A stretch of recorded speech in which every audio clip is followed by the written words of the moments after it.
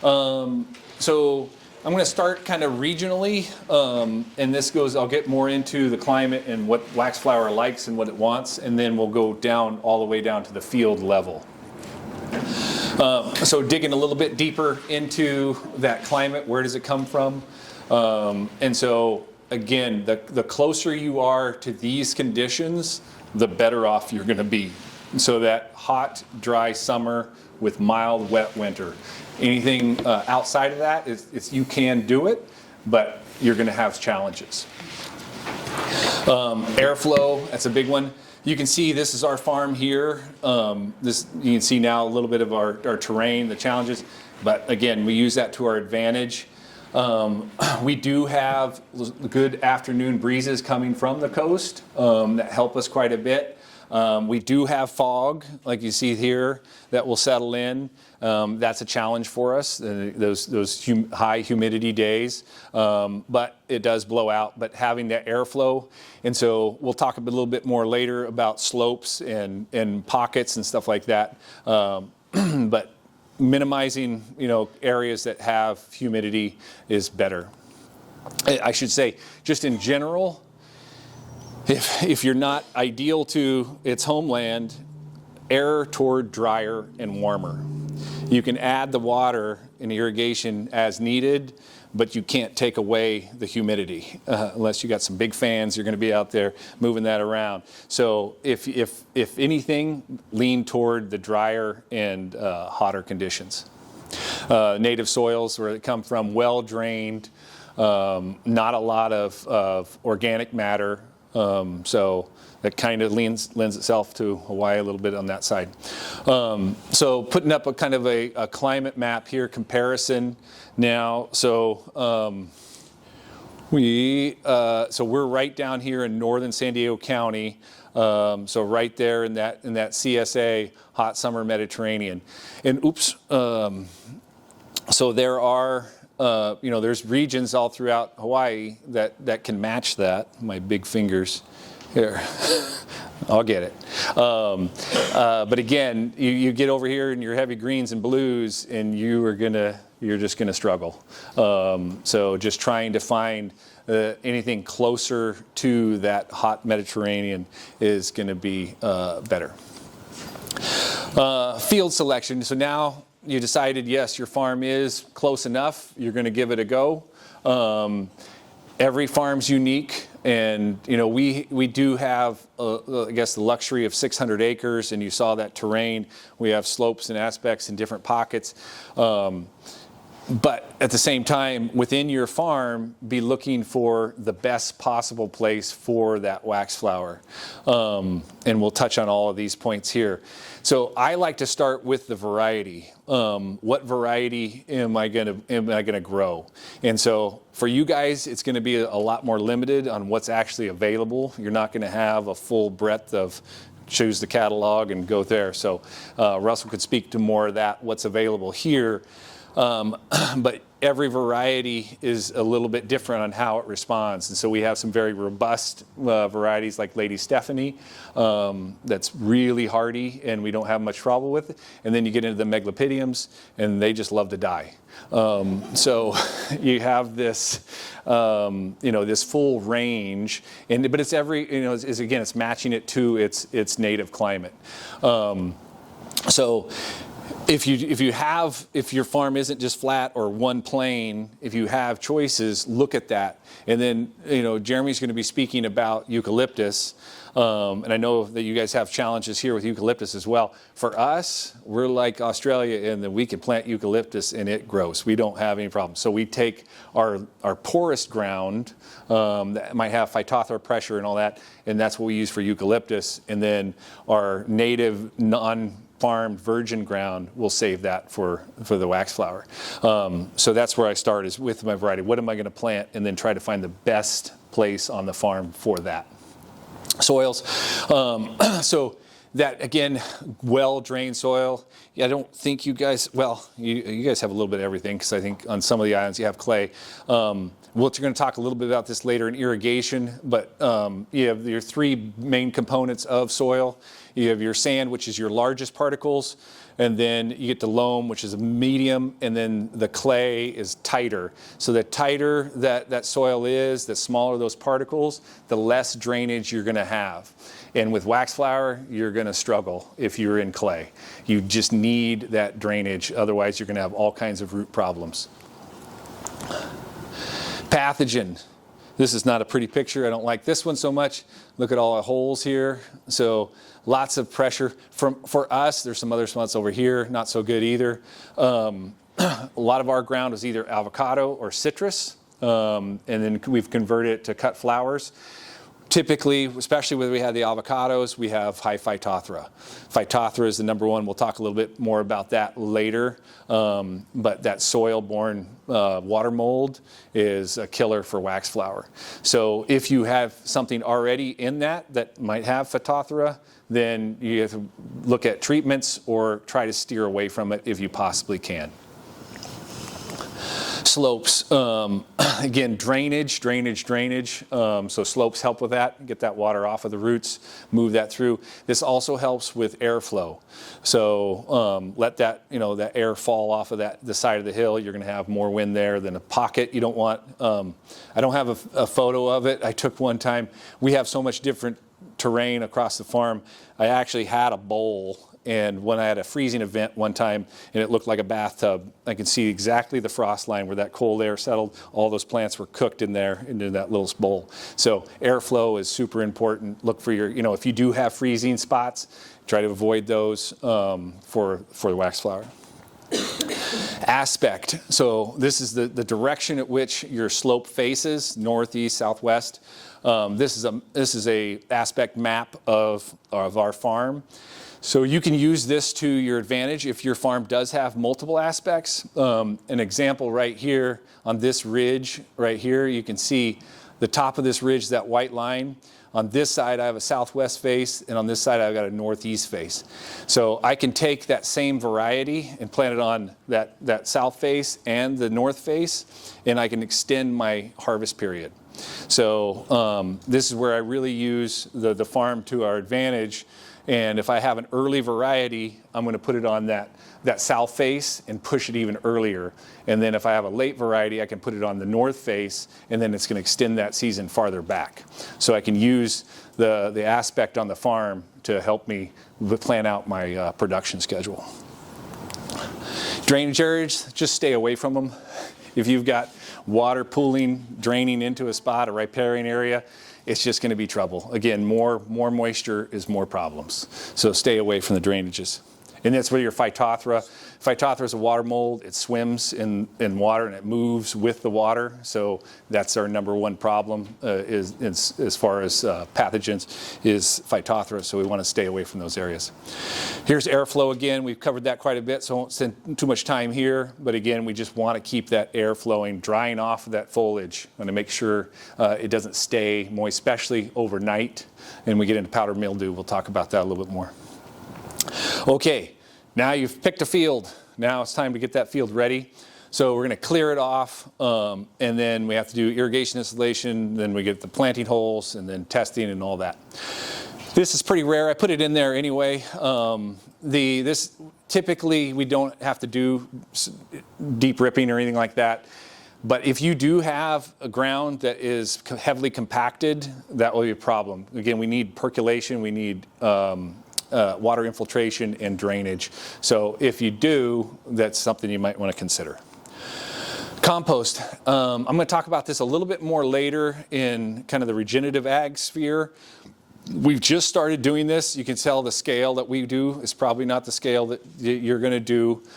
We create our own compost. We have about 24,000 cubic yards of compost we generate a year from our cuttings, just from cleanup in the field. And then we generate our own compost, and now we've started doing full applications.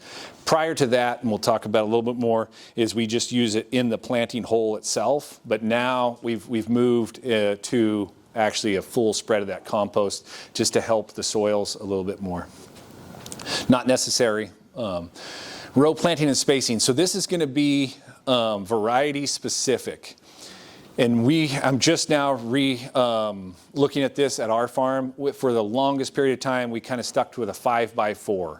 So between our rows was 5 feet, and within the rows for plant spacing was 4 feet. So essentially they were getting 20 square feet apiece. Between the rows, you need to be able to walk. Within the rows, they'd be touching.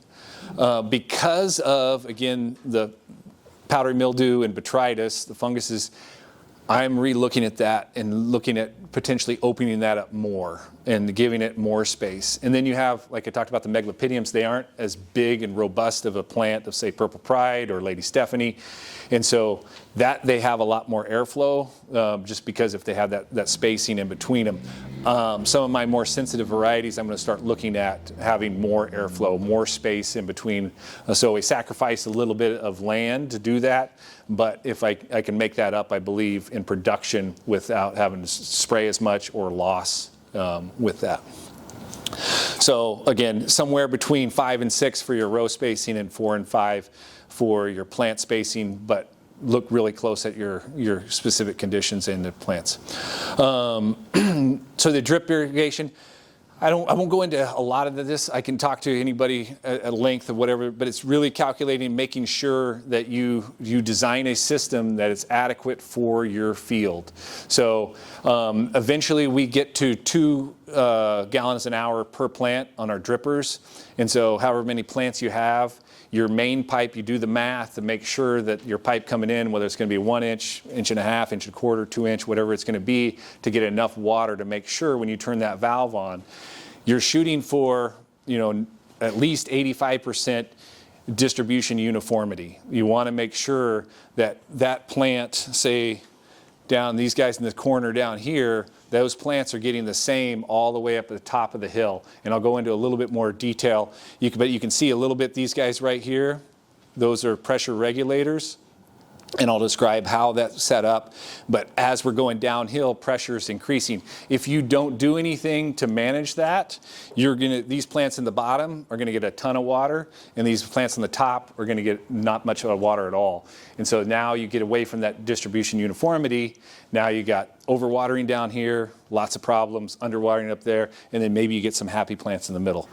That's not so good. So make sure that you design and lay out your system. If you aren't familiar with that, get some help. I'm sure the extension can help with all of that because that's super important.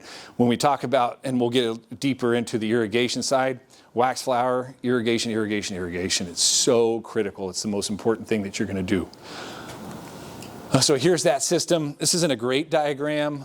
It's a little funky, but it gives you the idea. If you have your main field valve up here, so this is your trunk line running vertical, and then you would come off of that with a pressure regulator. We use a Synerger 20 PSI, and then you have this little sub-main that runs over here, and then from here you go into your poly drip lines.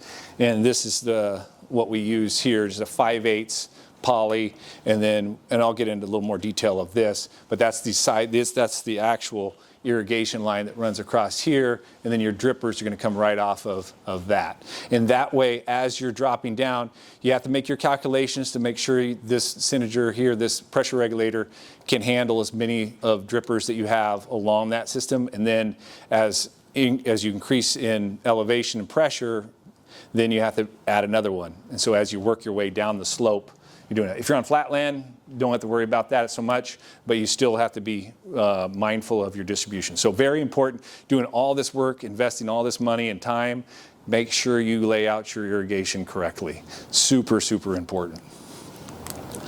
So we want to run our lines on contour. Again, it's the same principle as if we put it on an angle here, we're going to have the pressure problems, and then we're going to have different distribution. So make sure that you run it on contour that way. This is also, you're going to have a lot of thermal impact on this poly. This is HDPE, and so as it heats up in the sun, it's going to grow and then shrink, and so it's going to move. And especially when you first plant, and you have to have this dripper coming right onto that plant, because remember, especially when you plant, this is your root ball. Now, whatever pot size you have, if this dripper is over here, a lot of times what will happen is this is a totally different medium, right? You've added perlite and peat and other stuff here, and then you have your native soils that you're going into. This dries out, you'll have a separation between that and your native material, and then now you have a barrier, and also it will become hydrophobic. That water won't want to move across that line. So it's very important, especially at establishment, that dripper is right on that it has to be within that zone there, otherwise you're going to struggle until those roots break out and get into that native ground. So pin your poly as however necessary so that it doesn't move, so that dripper stays on that plant, because you will have loss really quick with that, because again, there's not much it's pulling from. It's a very small reservoir. So we make our own staples. You can get landscape staples. You just go over this, then you can buy them pretty much anywhere. I haven't had good luck with those just because they're not heavy enough and they're not long enough. And so what happens is they'll pull out, they'll move. So we take 1/4-inch metal rod, cut them 18-inch lengths, and then we just bend them into a horseshoe. And then now we have a big heavy-duty staple we pound in there. So that's also really important. Emitter installation. So the guys used to use just a knife or their pruners and punch a hole and then stick the emitter in. It has a barbed fitting on this. You guys can touch and look at all this stuff you want. These are Netafim. I use pressure compensating. These are a little bit more expensive. We buy them by the tens of thousands, so we get a little break. But still, you can expect, I don't know what the price is over here, but the cheapest you're going to probably get is 28 cents, but maybe as high as 50 cents over here. I'm not sure. I find it's worth it. They don't plug as much, but also, again, distribution uniformity. If you have a little bit of variation, it's going to take it up. And I don't have the figures right off the top of my head, but it's quite a range that it will handle a range of pressure and still deliver just that 1 gallon an hour every time. So I use good drippers, not cheapos. And then I also use the tool, that's the scissor-looking thing up there, to punch the hole. Because if you use a knife or something else like that, often you're going to get a leak where that pushes in, and so you don't have a good seal. So now instead of 1 gallon an hour, you might be getting 4 gallons an hour, or 2 or something like that, because now you've got a leak splitting out there. And then also it can spray. And if it sprays water up on your plant, now you've added water to the foliage. Now you have other problems as well. So the spacing of those along that poly line will be dependent upon that variety that you pick. So call it 4 feet, 5 feet, something like that along those. And I install these before we plant, and I'll get into that a little bit more. So I start with this single 1 gallon an hour emitter. And you can use different ones, based on whatever you come up with. I like using the 1 gallon an hour dripper, and that one, like I talked about in the beginning, is right on that root ball, making sure that.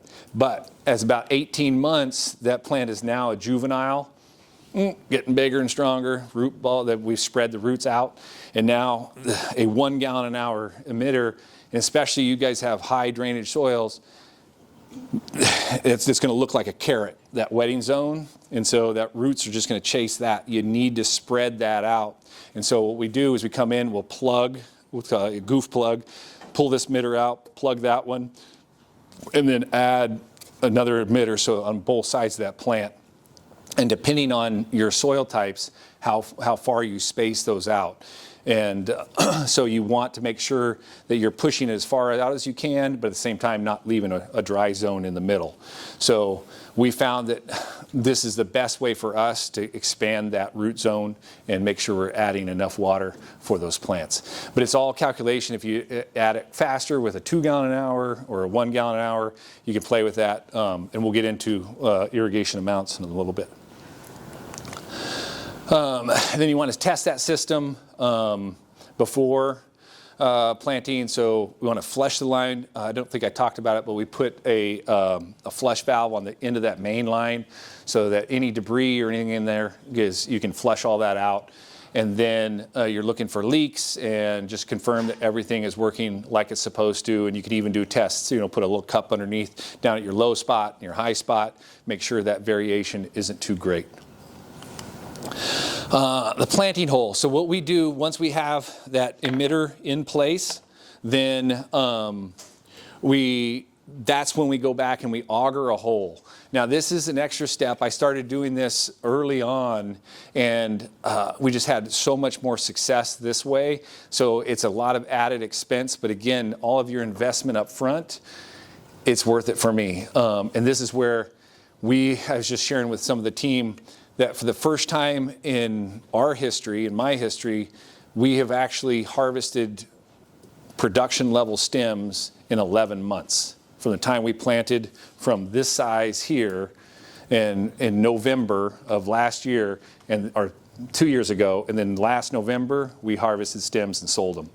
That's pretty impressive. A lot of that is all of this prep going from the start. And so we auger a hole. I like the bigger the better, but that's a lot of work, especially on our slopes. I like a 12-inch auger, but often we'll be down to an 8-inch if we have really hard, rocky soil, and that's just too dangerous with the guys on the auger on a steep slope. But I create that hole, and then we'll mix back in some of that compost, and we'll talk about that a little bit later. But we create that environment. But we want to put that hole right where that dripper is, and that breaks up if you have any hard pan or compaction in that spot. Gives that plant a really good spot to get established. And then we backfill it with that compost, so we did about 50-50 mix of our compost in there. You know, Waxflower still wants high drainage, so you got to be careful with what you put in there. That you don't want to get crazy, but at the same time, we've had good luck with about a 50-50 mix. And our soils are predominantly decomposed granite, so they're very sandy and loose. And so adding a little bit of this compost has helped us. Fungicide optional before you plant. Like if you have that Phytophthora area, if this is not virgin ground, you might want to look at doing a soil treatment to push that, to knock out that Phytophthora. And so if you do that, you're going to leach that out. I like sitting almost a couple of weeks, get that whole area, that place we augered out, that hole, soaking in that compost, that water, get everything settled in, air pockets out of that before I go back in. Timing matters. So this is really, again, going all the way back to your propagation or when you get plants or buy plants. Springtime is my favorite, but fall is, you know, the second default where we typically end up. So make sure that you are not going into the worst season. Like for us, if I don't plant anything after June, mid-June, the temperatures are getting too high. Again, if you get a bigger pot to start with, and I think that's definitely an option. You have more forgiveness because you have a bigger root zone to play with. But when you're down at this size, you don't have a lot of room for error, and so that can dry out really fast. And so you're taking that baby that's been babied its whole time, right from kindergarten, throwing it out there. You got to watch it. So that timing matters a lot. So you're getting your transplants, either it's coming from you or you're buying some. Just be really careful with them. They're very valuable, you know, not only in the dollars, but in your future and how you're getting started. So just keep a really close eye on them. Don't overwater them. You know, don't abuse them in any way. Just take care of those as you're getting ready to plant them. Inspect them, and this is a lesson I learned fairly early on, but probably not early enough. Start with a healthy plant. It is so important. If you're doing all this work and then you got, oh, geez, I got this plant, I might as well put it in the ground. You're going to struggle with that plant for the rest of its life in many cases. Sometimes it can come around. You can bring it back, but I found, that quality plants, if you find a supplier or you're doing it yourself, all that extra work in there to get that best plant in the ground, and that's how you can get production in 11 months, is if you start with a very robust plant. Otherwise, you know, because it's just like, unfortunately, you put grandma in the nursing home or the hospital versus a strong, you know, 18-year-old who's going to get pneumonia. You know, it's that sick one, and then that sick one brings other problems into your field. So it's just the healthier plants. If you actually look on this one, there's actually some leaf spot and problems on this one. We put a throw pack in there. This throw pack has a little bit of fertilizer, but it also has some mycorrhizal fungi and other microbes for the root zone. So we've found this helps us a lot.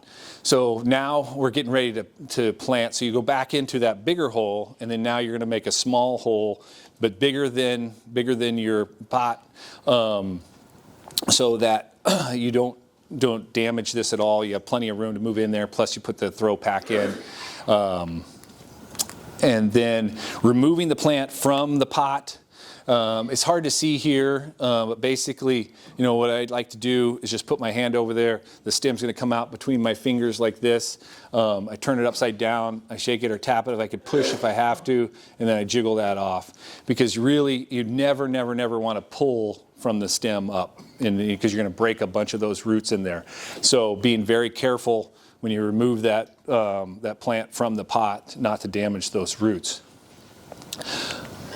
And then if you look at that root ball, is it in good shape? You can loosen it a little bit, but be very careful not to, I'm going to break this open. I'm going to get all my roots all nice and open. You're just going to damage a lot of roots. So very little handling of the root ball, just a little bit to open it up some if it's compacted.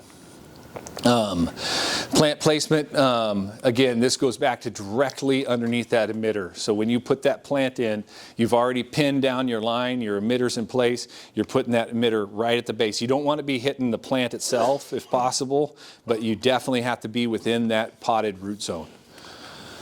Don't bury the ground, don't overbury it.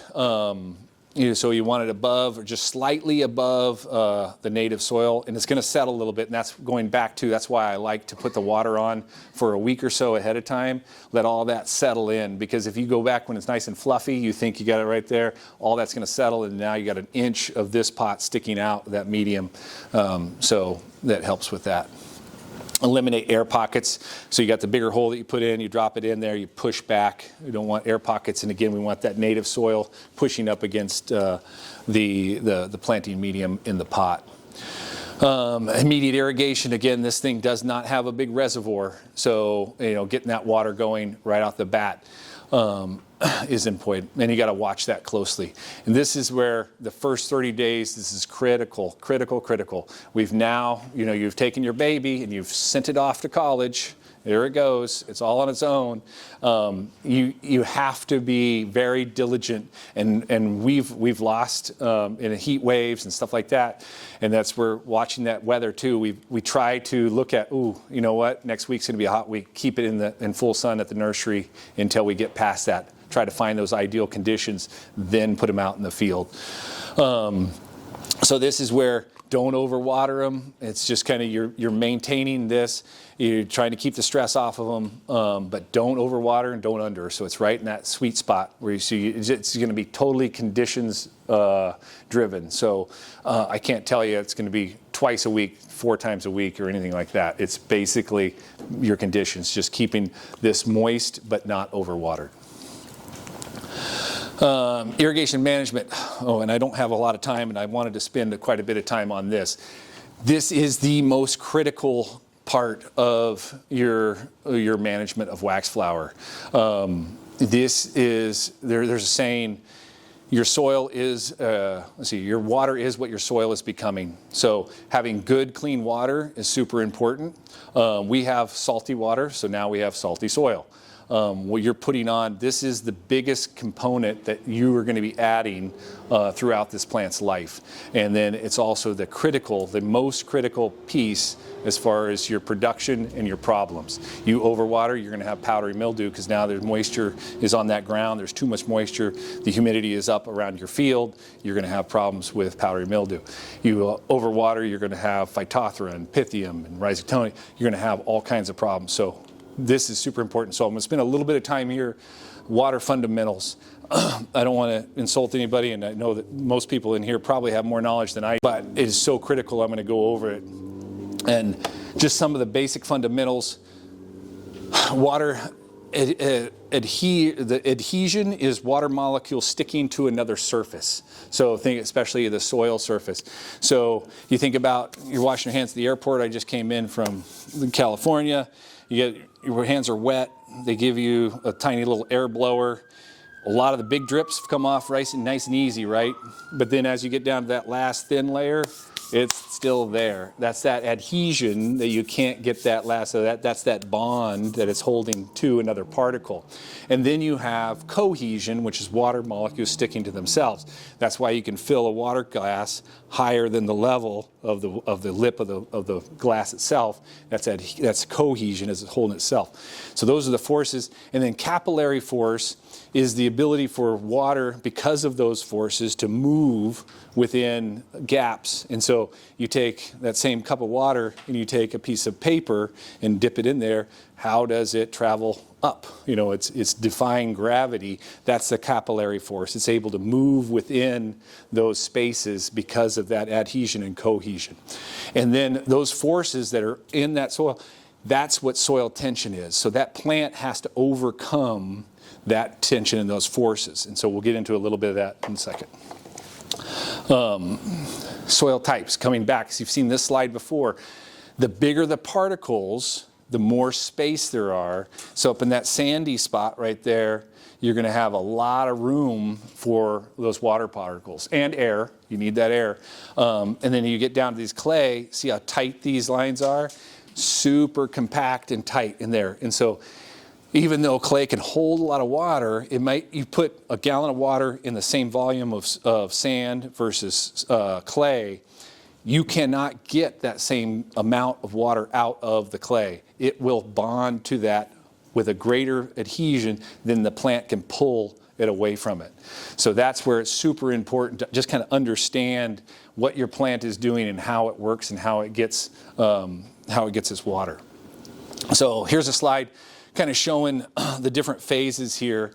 So you have, this is saturation, where there's more water that can be held in the soil, so gravity takes over and it actually drains out. Field capacity, you've reached that equilibrium where that soil, the water is at the maximum capacity without being overcome by gravity. And so it is suspended there. And then you start to deplete that, and then you get to the point where you can see there's still water in here, but this is the wilting point. This is high tension here. That plant can no longer pull that molecule. That's that last bit of water on your hands that you just can't get dry. That's it. The plant can't pull it off. So you have saturation, field capacity, and wilting point. Okay, so here's just another graph to show you, kind of illustrating that as you have down at the bottom, it's your full saturated, and so this is kPa. So kilopascals or centibars, that's the measurement of the tension. So the greater the tension, the higher the kPa number. So you can go beyond 100, you can go up into 1,000, but if you're up at the 100 range, you are already in a situation that plant is struggling. So we want to be right down in here in this irrigation closer to here. We have field capacity here. We're getting up here, but before we ever get to wilting point, we want to be initiating our irrigation. So this is how we measure that in kPa, kilopascals, or centibars. And this is just a little bit on the plant. I won't spend much time here with the xylem and the stomata on the bottom of the leaves. You have, think of them kind of like as sweat gland. It's got a pore, and so as water leaves the stomata, it creates a negative pressure, and then now we're going to pull water in from the roots and then up through the plant and then back out through those leaves. Sensitivity, we touched on it already. This is where you have to be very, very disciplined on your irrigation. Over irrigation will kill you in waxflower. Other crops, avocados, pour it on, love it, the tropical. But waxflower, no. Remember where it came from, that hot, dry summers. And so it can handle rainwater and with lots of drainage, but not over irrigation. And others, there's certain, like megalopydiums, again, easy to overwater them. So how do you measure that moisture level? So you have old school. You take a probe, push it in the ground, pull it out, and examine that. That's, it's labor intensive, but if that's what you got, it's important. It's really important that you don't just stick to a schedule. 3 times a week, 2 hours a time, whatever that is, because you're going to either over or underwater a great amount of that time. You can dig, visual inspection. What I like to go to is, this is a tensiometer. This is kind of the old school, best simple methodology. And what I like about it is it basically tells you what the plant is experiencing. That tension, how much force it takes to pull that water away from that soil. Basically, you fill this reservoir completely up so there's no air in there, all the way down to this tip. There's a ceramic tip here, and water can go in and out of that tip. So as your soil starts to draw down, as it dries out, say the plant is pulling that water away from there, it's creating a vacuum. This is pulling that water out of this tip, so this is dropping down, and then there's a vacuum gauge up here. So we talked about sand versus clay. There's other sensors that are volumetric or EC, electric conductivity, but they will tell you basically how much water's in there, but they don't tell you how much tension or how much is available to that plant.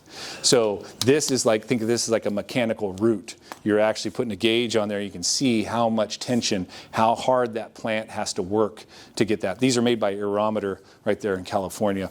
Great company. But what I really like, and I used to use these, there's a bunch of them still in the irrigation shed at the farm, is the same company made an electronic version. And this is called their Watermark. And so this is the same thing. Think of this tip. It's a ceramic tip in there. It's a gypsum block, but it uses, it mimics that same tensiometer. So you'll get a KPA reading, but it's electronic. If you underwater too much, around 100 KPA, this will break suction. You'll actually empty it, and then once it breaks, you have to go back and refill it with water and start over. This can go up to read up to 200 KPA. So if you're hitting 200 KPA, you're in trouble. You've really stressed that plant. They can survive, but your production has been compromised. So I like the electronic sensors. So where do you put those? I put them at 8 inches, 16 inches, and 24 inches. And that's not the greatest graphic, but you kind of get the idea where to put those. So I get the top of my root zone, the middle of my root zone, and the bottom of my root zone. And so that is telling me, typically, you're going to see in the center, that 16, that's going to be your greatest root activity, but not always. Every variety and every field's a little bit different. But you'll be able to see exactly what's happening within that root zone. Trigger targets for us, we've changed. We used to be all the way up at 70 KPA. We've come down to irrigate closer to 50.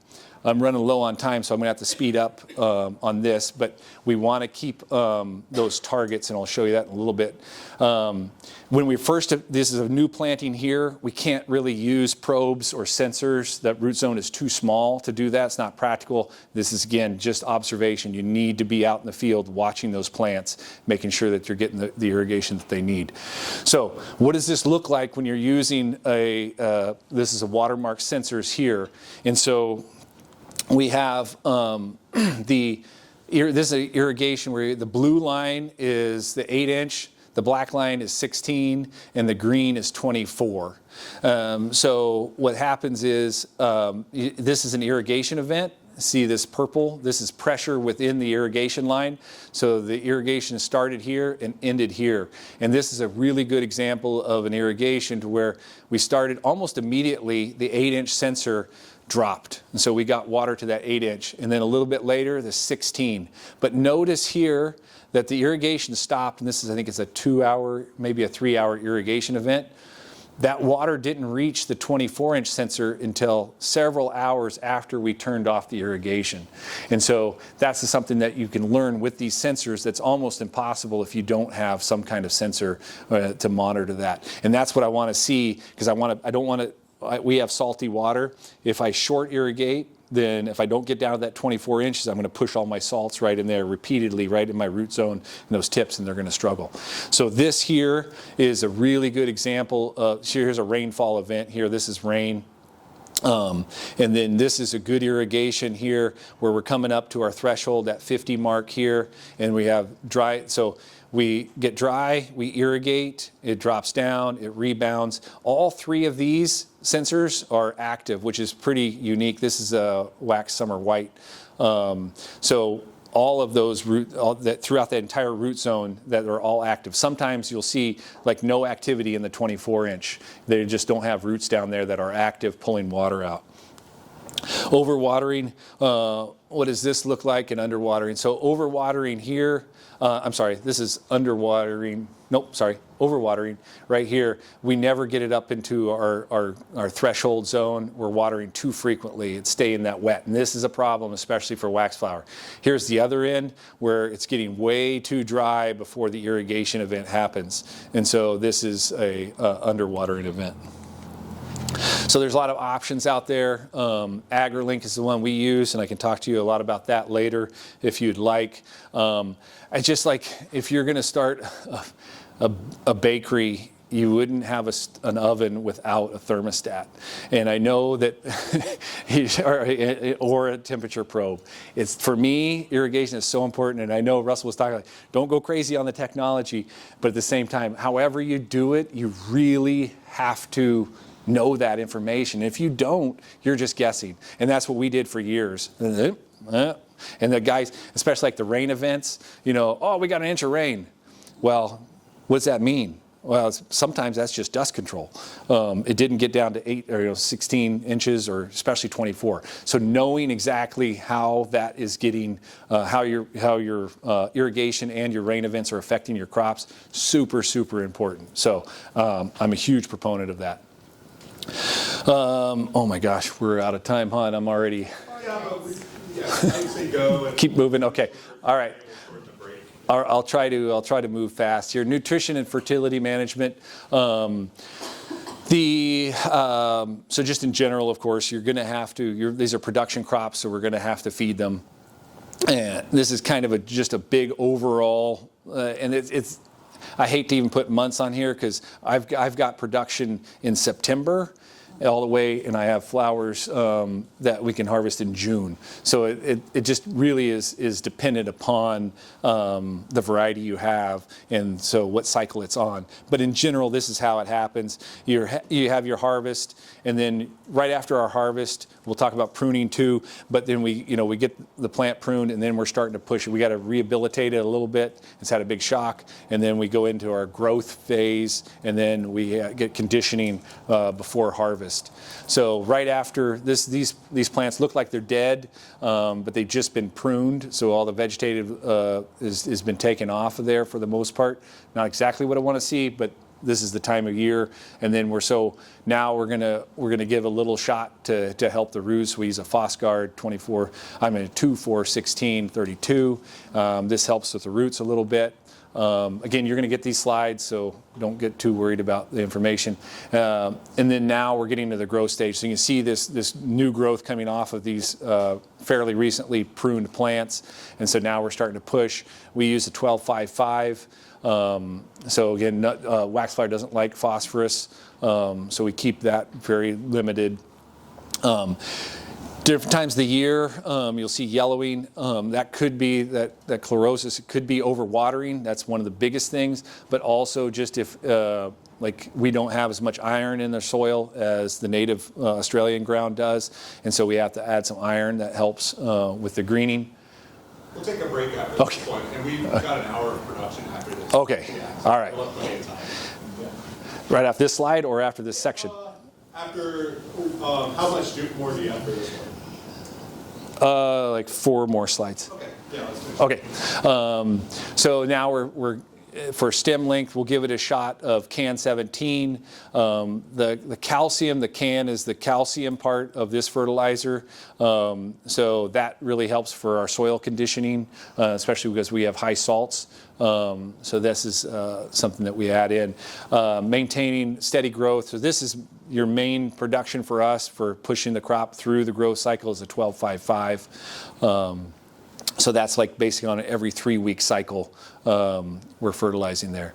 And then as we're getting that restoring the canopy, also by October, for us we've been irrigating. We have no rain in the summertime, so we've been pushing well water all summer long, and so our salts are building. When we do some remediation, we have sulfur burners on our reservoirs, so we treat the water, we acidify it, and that helps, but it doesn't get everything. And then so we also have to look at iron deficiency at this point, as well as here's with the salts and the calcium. So you really have to watch the waxflower is actually fairly salt tolerant, but it will have an effect. And so we use the cats is a really good one, and chisel. They both help condition and then help penetrate and get leaching. And also that's also something to look as your salts are climbing, that you can do a leaching irrigation. When I talked about before, we just barely get the water down to that 24. Well, every once in a while, maybe a month or every month and a half, you can do a full, like a double irrigation, and really push all those salts all the way out through and flush them through. And then you can do leaf testing and send it to the lab, or we do some of our own testing ourselves, or sap analysis, just to know where you're at. And so see, these are some of the targets that we should be looking for in that. Pruning. You want to stop here? Sure. Yeah. Okay. Yeah, we'll have plenty of time. So, all right. Yeah, we can stop here. Sorry about that. Lots of slides.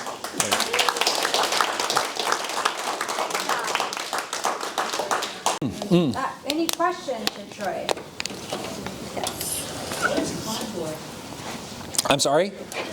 Oh, contour. So if you think about like a bathtub or a water, so if you filled that entire valley or on the mountain, if the ocean rose, that line around that's the contour of the land, the terrain. So then you go up one more foot, and that's the new contour line. So you're basically staying level on your slope as you're going around. You're not going down and up like this. You're keeping that polyline level across your land like this.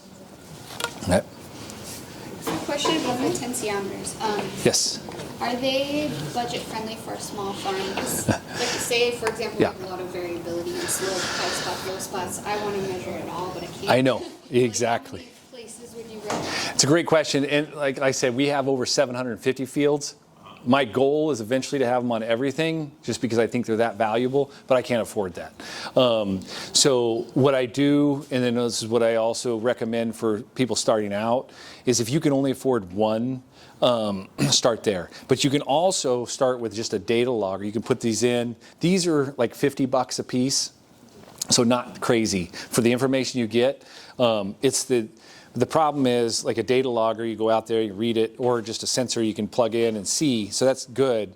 But for me, the graphs tell me everything. It's like I see that pattern, and I start to learn way more when I can have it logged and graphed. How much are those units? They're like $699, $700, and that comes with the sensors and all the sensors. And then there's what's that? A pack of a bunch of those. Well, it comes with 3. That one station will come with 3 of these, and then also a pressure sensor for your that goes in your irrigation line, so you know when it's irrigating.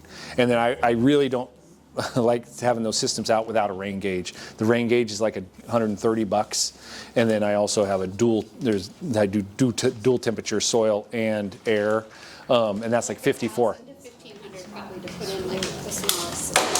Yeah, something like that, because there's a gateway that goes with it. Old school tensiometer are like $30, right? I don't know. I haven't priced these, but yeah, I mean, if you don't have anything, start with something like this, just because you'll learn so much just with that one tensiometer. And this is where, I can talk to Russell or maybe, I would love at least one farm to have a station and some sensors, because you can share that. And everybody, every soil is different, but if you know, like, oh, this is what the patterns we're seeing. I'm doing now, we have so much data we're starting to dig into. Like for the first time, I can tell you that my average Waxflower plant, we put 150 gallons a year on that plant. Wow. Like I could never have told you that before. And so anyway, yeah, it's really for budgeting and all that stuff. So it's really good. That's awesome. Yeah, and then I have varieties that are up at 300 and then some are down at 50. So it's, it's just really interesting, and you'll learn your soil and your land, like how that water is moving through the rain events. I love rain events, because now it's like I get to learn exactly what they're doing. So very, very powerful. Any other questions? Comments? We'll have plenty of time too. Yeah. We've got a social tonight and a dinner, so you can. Yeah, yes, I'll be available the entire time. Great. Maybe Okay. 10 minutes for a break.